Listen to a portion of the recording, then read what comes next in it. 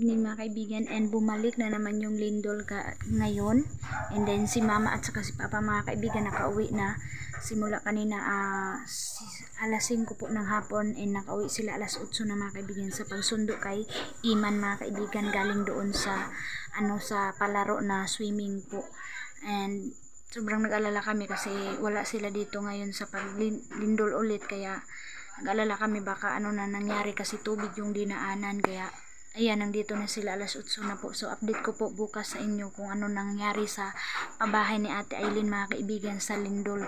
Hindi ko pa po na-visit doon, kaya bukas mga kaibigan kaagad-agad punta tayo doon kung ano ba yung nangyari, kung mayroon bang damage or ano ba mga kaibigan. Kaya update na lang talaga mga kaibigan. So ingat kayo, magandang gabi po sa lahat.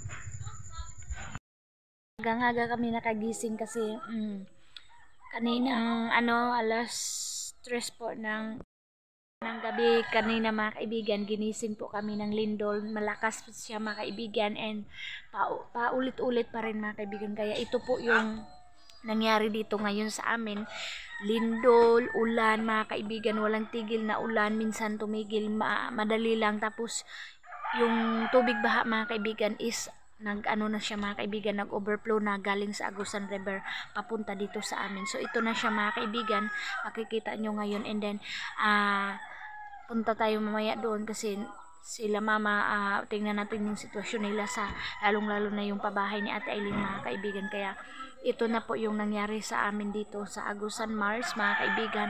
Sobrang lakas po ng alon, hindi lang tayo maka-vlog kasi kada lang siya every gabi lang malakas yung lindol, kaya hindi tayo makakuha ng video mga kaibigan. Kaya ngayon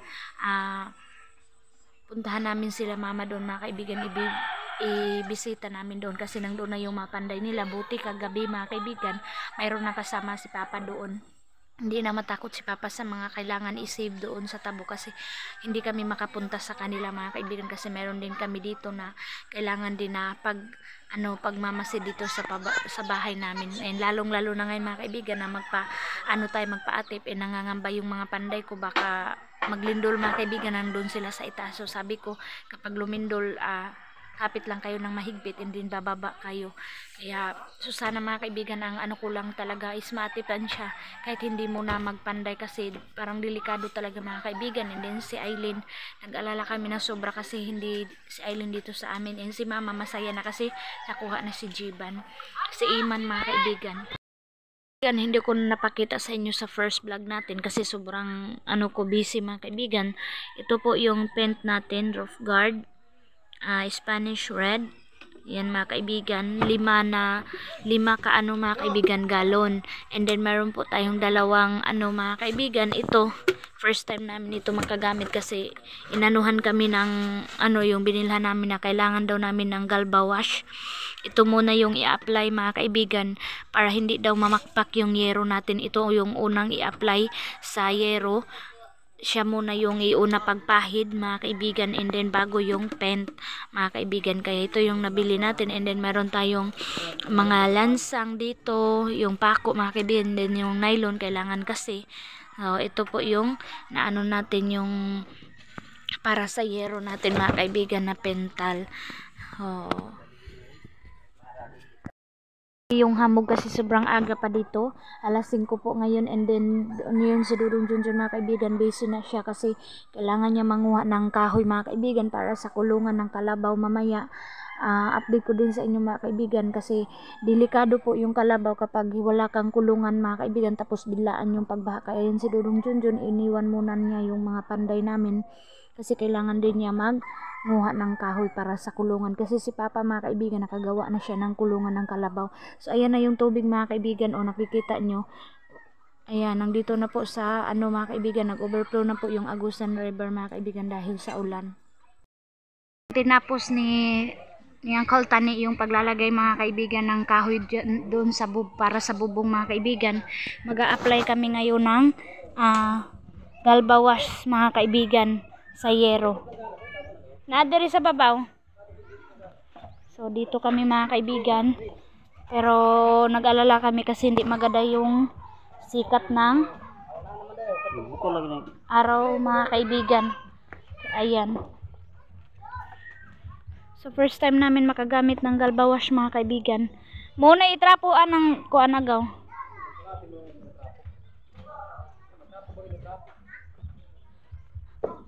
Pa, kuhaan jud ng tubig.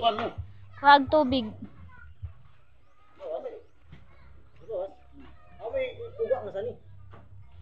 Trapuhan ina o nanay trapo. Nana. Kay gamay ra. Kay para ma dili jud siya makuan lahi ang kuha og hugaw. Di kanoy kapong galbawas. Ako ang para para. Oh. May pagkuanan na lang to ning kuan. Gani. Ayan sila mga kaibigan. Dili trapo, dili gamitag basapang. Kay ta hasulin. Play na si Dodong Junjun ng galbawash. So kailangan pa talaga siya patuyuin. So na yung tubig. Ayaw ihumul imong paintbrush kay makuan imong kamot. Pati ang hawidan mo ihumul mo na. Ano yun? Yan si Doydoy. Nagtrapo si Doydoy.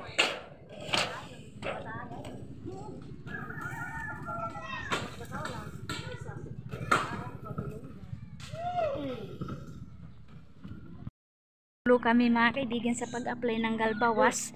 Hindi kasi namin alam mga kaibigan kasi si Manong pagkatapos namin pag-apply ng galbawas mga kaibigan, kaagad-agad pinintirahan ni Manong. Nag-alala kami mga kaibigan kasi ayaw humawak ng pintura doon sa yero na mayroong galbawas. Pero ang solusyon lang pala mga kaibigan kapag nag-apply ka ng galbawas mga kaibigan, ipatuyo mo muna and then pagtapos pagtuyo mga kaibigan, paanuhin mo naman siya yung bang hugasan mo siya ng tubig before patuyo na naman mga kaibigan and then apply na paint mga kaibigan. Kaya yun yung nangyari ngayon mga kaibigan. So sumikat yung araw mga kaibigan. Ayan, malaki na po yung baha dito sa Agusan sa amin mga kaibigan. Kaya punta tayo doon nila mama. Agusan, sobrang lubog. So meron kaming kukunin doon nila mama mga kaibigan, dala na din update kung ano nangyari sa oh my god sa pabahay ni Ate Aileen mga kaibigan dahil sa lindol. Gani. Grabe yung ano mga kaibigan. Busy na talaga yung mga tao kasi parang mga kaibigan ng mga tao dito na babaha na talaga. Hindi na talaga mapipigilan yung tubig. Kaya oh my god, first time ng bahay ni Ate Aileen na maka-ano ng tubig baha mga kaibigan. Malalaman natin mga kaibigan kung maabot ba yung first floor ng tubig baha ngayon na year. Kasi noon mga kaibigan, ano lang siya medyo low lang yung meter ng tubig. So ngayon hindi namin alam kung tataas ba ulit yung tubig baha kasi noon maliit-liit lang yung tubig baha dito sa amin. So tara akyat muna tayo mga kaibigan. Oh my god, grabe kakaslog. Aray, grabe kakaslog mga kaibigan. Ito yung nangyari ngayon. Ayan, nandito na yung tubig baha sa bahay nila mama.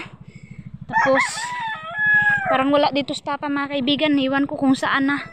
So sobrang ano talaga ni papa, tali sa kanyang kulungan ng manok. So visit natin sila dito habang busy din ako doon sa pabahay namin mga kaibigan pag-apply ng pintal kasi kailangan na talaga namin nila Dodong Junjun na madaliin yung paglalagay ng pintal mga kaibigan. Parang tahimik dito, parang walang nagpanday. Ama,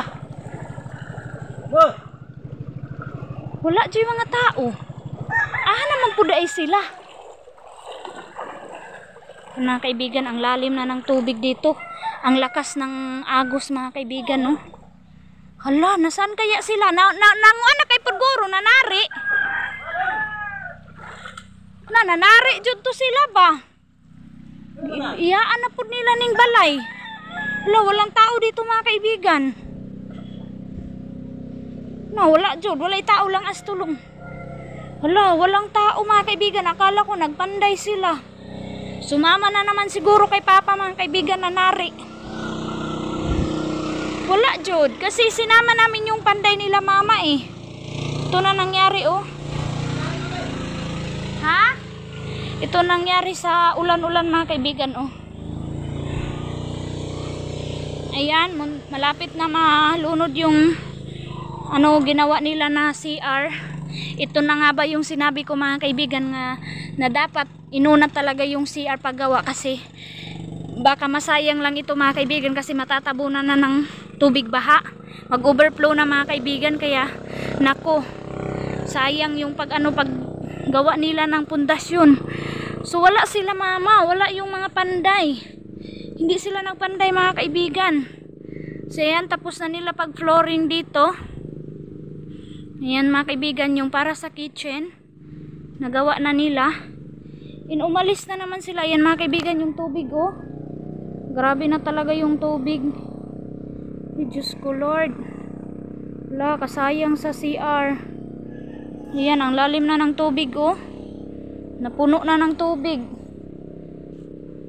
So okay naman yung pabahay ni Ate Aileen mga kaibigan para kung wala namang nasira dito. Kaya baba muna tayo mga kaibigan kasi wala palang nagpanday. Lalim. Baka nagbigay yung ano ba yung mga simento. Hala. Parang wala naman mga kaibigan. Okay yung bahay ni Ate Aileen. Mga maninay. Huwag po kayo mag-alala maninay. Okay po. Kasi ano ito, simento yung matibay po yung paggagawa ng mga simento. Solid na solid mga kaibigan. Ayan. Hala, ang mga bakal. Ito yung nangyari sa ulan-ulan mga kaibigan. Dala ng lindol. Ayan oh. Hala, kasayang. Oh my God!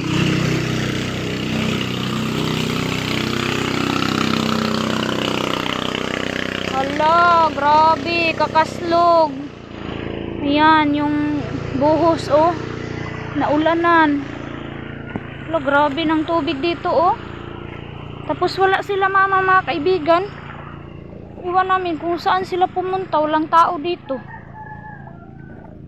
Ay, Diyos ko. Grabe kasulog diri oh. Grabe nakakuan. Grabe yung baha mga kaibigan oh. Hala. Grabe kasulog. Oh, so po alis na kami mga kaibigan kasi meron pa tayong work doon sa amin. Kaya hindi ako pwede magtagal. So update ko na lang sa inyo mga kaibigan kasi wala pang bagong update sa pabahay kasi walang tao dito. Umalis sila mama kasama yung mga panday. Saan kaya pumunta? Kala ko nagpanday sila. So wala tayong bagong maipakita sa inyo mga kaibigan. Grabe kalalom diri oh. Oh my God. Lalom na kaayo. Oh, taga-tuhod na mga kaibigan yung lalim ng tubig dito ila mama. Kaya nakagawa na si Papa ng kulungan ng kalabaw. Kaya balik na kami mga kaibigan kasi kailangan namin madaliin yung yero namin kasi baka umulan mga kaibigan. Nagpasalamat nga kami kay God kasi hindi nag-ulan. Ilang oras na. Tara. Go, go, go. Ayan yung kulungan ni Papa ng kalabaw oh. Mayroon na pong nawala na po yung kaba namin kasi naka-apply na si Manong ng hinugasan namin mga kaibigan, trinay namin. So kaagad-agad mayroon ng si Manong. Kaya ito muna yung update natin in this morning mga kaibigan sa ganap natin sa buhay dito sa Agusan Mars. Dahil sa ulan-ulan at saka sa linog mga kaibigan, sa lindol. Grabe yung kaba, grabe yung trauma mga kaibigan. Kaya ayan, pang daghan pa kay tapang basing makulang tagal bawas ha. Taro nga pag-apply. Ayaw usik eh. Estimate naman daw good na. Mga kaibigan sa ating vlog. So pagpasensyahan nyo na mga kaibigan, makakita kayo ng ibang vlog ko mga kaibigan kapag makabisit na tayo doon sa Bayugan, ila Ate Arlene kasi doon daw kami magsalo-salo mga kaibigan sa Pasko. So abangan nyo na lang mga kaibigan sa next vlog. Bye bye.